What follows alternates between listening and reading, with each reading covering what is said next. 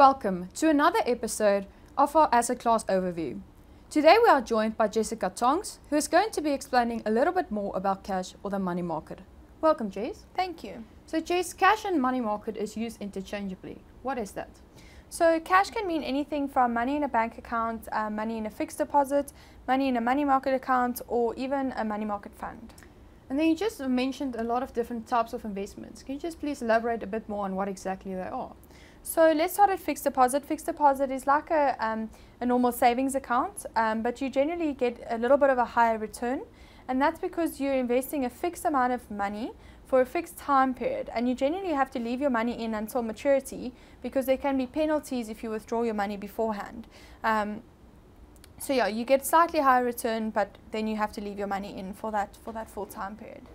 Then a money market account, it's also like a savings account, slightly higher returns as well, but that's for the large deposits. So you usually have to deposit a large lump sum into these money market accounts, and there's also some restrictions usually as well. So like a 30-day notice period, you have to give 30 days notice before you can withdraw the money out.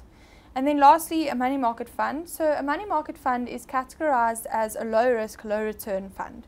And it just generally, it allows investors access to a fund that purchases like treasury bills, short-term commercial debt, or even government bonds, and that's how they get their return. So it's anything under 12 months. But the thing is, with a money market fund, if you're investing in, or if you've purchased, let's say, a government bond, there's a risk of default. So the government could default on a payment, and then there's a risk that there'll be a capital loss of your investment. Okay, and then in those instruments that you just described, you use a lot of that. It's low volatility. Why is cash associated with low volatility? So cash is short term, so it's anything under a year or slightly over a year. So with cash, there's a really low risk of losing your capital investment, but there's quite a high risk of losing purchasing power of your investment. And that's because, let's say you've invested or your money is lying in a bank account. If the bank account's return is not beating inflation, you're then losing purchasing power on your investment. And cash is also linked to interest rates. So, if interest rates go up, generally your returns will go up of cash. But interest rates are quite fixed and they generally don't fluctuate. So that's why cash generally has a low volatility. And then we also, talked about bonds in our previous episodes. How does cash differ from bonds? So like I said, cash is a short time period. So with a shorter time period, you generally have much lower returns.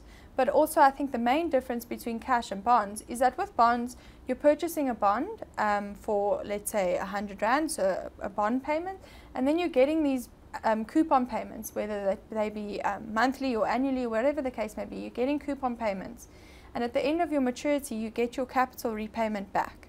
With cash, you're investing your cash that you have and you're getting returns on that cash investment. So that's the main difference between the two.